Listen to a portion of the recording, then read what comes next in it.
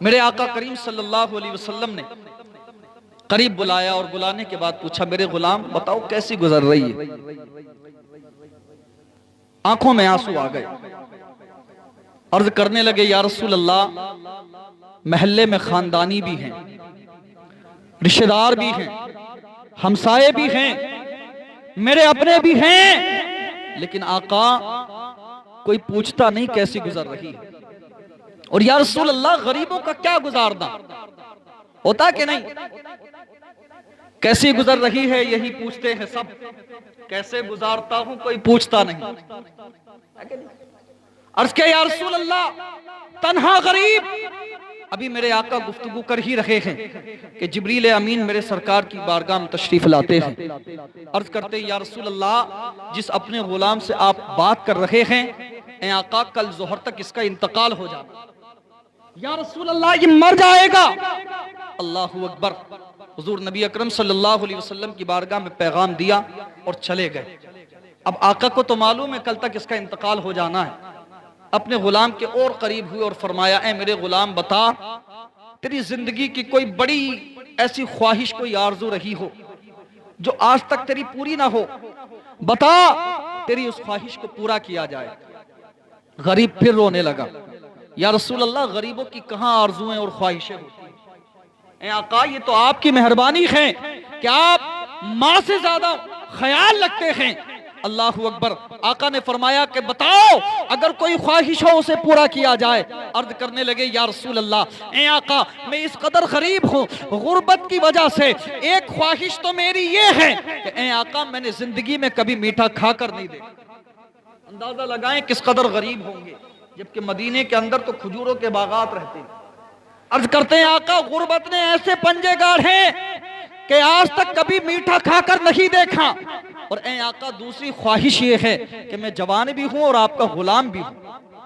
آقا میں یہ چاہتا ہوں کہ کوئی نیک سیرت بیوی مل جائے، کوئی ایسی نیک لڑکی جس سے میرا نکاح ہو جائے کہ مدینے کے لوگ اپنے بستروں پر سو کر راتیں گزار رہے ہوں، اور اے آقا میں اپنی شریک حیات کے ساتھ میں راتیں رکھی بلکہ مصلی پر پڑھ کر ہم دونوں روئیں اور اپنے روٹھے ہوئے رب کو منائیں۔ آقا کوئی ایسی نیک سیرت بیوی مل جائے جو مصلی پر ہم اپنی زندگی کو گزار دیں۔ میرے آقا نے فرمایا میرے غلام بتا کہ تیری نگاہ میں کوئی لڑکی ہے؟ عرض کرنے لگے ہاں آقا میرے چچا کی بیٹی ہے۔ آقا لیکن غربت کی وجہ سے وہ میری طرف توجہ نہیں کرتے۔ آقا وہ نیک بھی ہے، متقی اور پرہیزگار بھی ہے، جیسی لڑکی کی مجھے ضرورت ہے وہ ساری خوبیاں اس کے اندر موجود ہیں۔ اللہ اکبر۔ میرے آقا نے حضرت بلال کو بلایا اور فرماتے ہیں بلال جا اس کے چچا کو بلا کر لا۔ میرے سرکار کی بارگاہ میں حاضر ہوئے، آقا کریم صلی اللہ تعالی علیہ وسلم نے ارشاد فرمایا اے میرے غلام جا اپنے گھر جا کر اپنی بیٹی کی وداعیگی کی تیاری کر، اس لیے کہ میں نے آج ہی تیری بیٹی کو اس کے نکاح میں دے دیا۔ میرے سرکار فرمائے تو بھلا کس کے اندر مجال کہ چونو چنا کرے؟ عرض کہ یا رسول اللہ جیسا آپ چاہیں۔ اللہ اکبر۔ حضرت عثمان کو بلایا گیا، آقا ارشاد فرماتے ہیں عثمان میرے غلام کے لیے ایسا حلوہ بناؤ، ایسا حلوہ بناؤ جو آج تک کبھی بنایا ہی نہ۔ آج ہی اپنے دیوانے کی دونوں خواہشوں کو پورا کیا جائے گا۔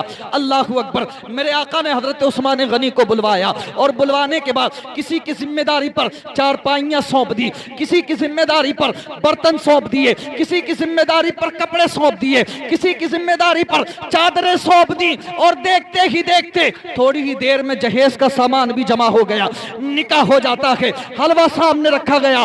عزیزان محترم اس کے بعد میرے آقا ارشاد فرماتے ہیں اپنے ایک غلام سے اے میرے غلام تیرے پاس دو گھر ہیں، کیا ایک گھر اپنے اس بھائی کو دیتا ہے؟ عرض کرنے لگے حضور میرا وہ گھر اور میری جان بھی آپ کے قدموں پر نچھاور ہو۔ اللہ اکبر۔ گھر کا بھی انتظام ہو گیا۔ اللہ اللہ۔ وہ دونوں میاں بیوی گھر کے اندر داخل ہو جاتے ہیں۔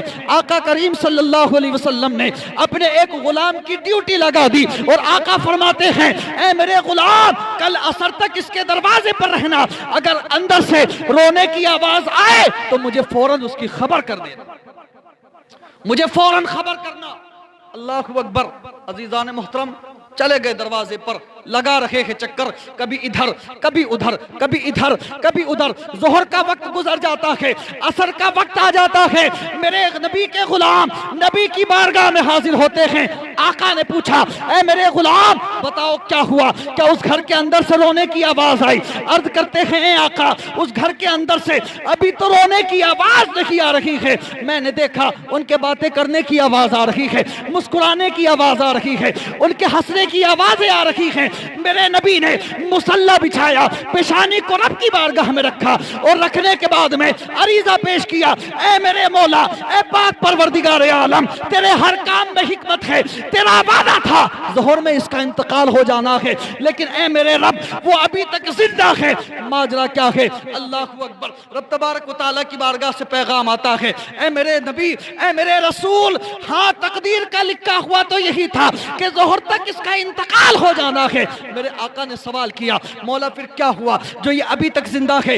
آقا کریم صلی اللہ علیہ وسلم کی بارگاہ میں آقا کریم صلی اللہ علیہ وسلم سے میرا رب ارشاد فرماتا ہے، اے میرے محبوب معاملہ یہ ہے کہ رات جب نکاح کے بعد میں یہ دونوں میاں بیوی اپنے گھر کے اندر کمرے کے اندر بیٹھے ہوئے تھے، دسترخوان انہوں نے لگایا ہوا تھا، یہ بیٹھ کر ساتھ میں کھانا کھانا ہی چاہتے تھے کہ فوراً ان کے دروازے پر ایک فقیر آ جاتا ہے، ایک مانگنے والا آتا ہے، اور اس مانگنے والے نے دروازے پر دستک دی اور کہا کہ ہے کسی کے پاس کچھ کھانے کے لیے جو مجھ غریب کو دے، میں نے 3 دن سے کچھ بھی کھایا پیا نہیں ہے۔ اللہ اکبر۔ عزیزان محترم، آقا کریم صلی اللہ علیہ وسلم میرے رب سے کلام کر رہے ہیں، رب ارشاد فرما رہا ہے، اے میرے محبوب جب اس غریب نے اتنا کہا کہ ہے کوئی جو مجھ غریب کو لا کر دے دے، میں نے 3 دن سے کھانا نہیں کھایا، تو اسی نوجوان نے اپنی بیوی سے اجازت لی اور کہا اے میری شریک حیات اگر تیری اجازت ہو تو میں یہ سارا کھانا اس غریب کو اٹھا کر دے دیتا ہوں۔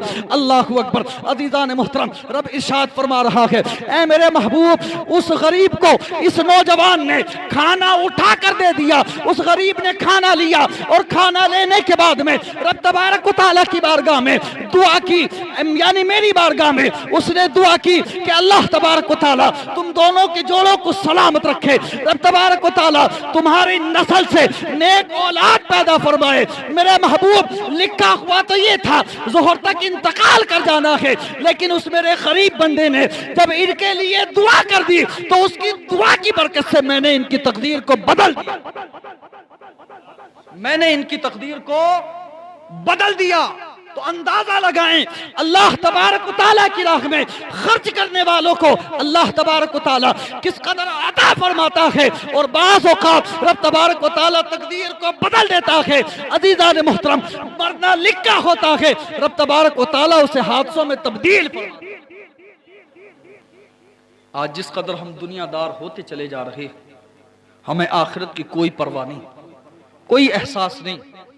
عزیزان محترم، یہ زندگی بڑی مختصر سی ہے، اسے یہ نہ سمجھیں آپ کہ 60 سال کی ویلیڈیٹی کا ہم ریچارج لگوا کے آئیں اللہ رب العالمین کی بارگاہ سے کہ 60 سال میں ہی مریں گے۔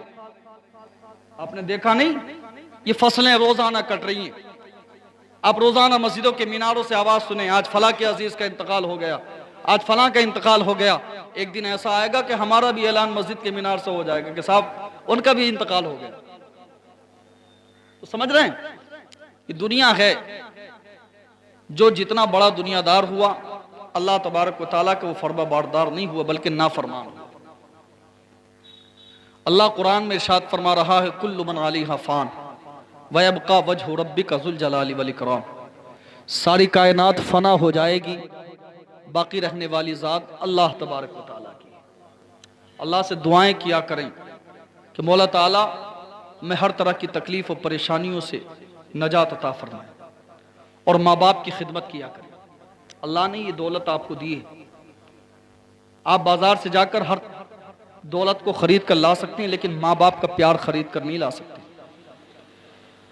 جب تک زندہ ہیں ان کی خدمت کر لیں، اس لیے کہ آقا ارشاد فرماتے ہیں تمہارے ماں باپ تمہارے لیے جنت بھی ہیں، تمہارے لیے دوزخ بھی ہے۔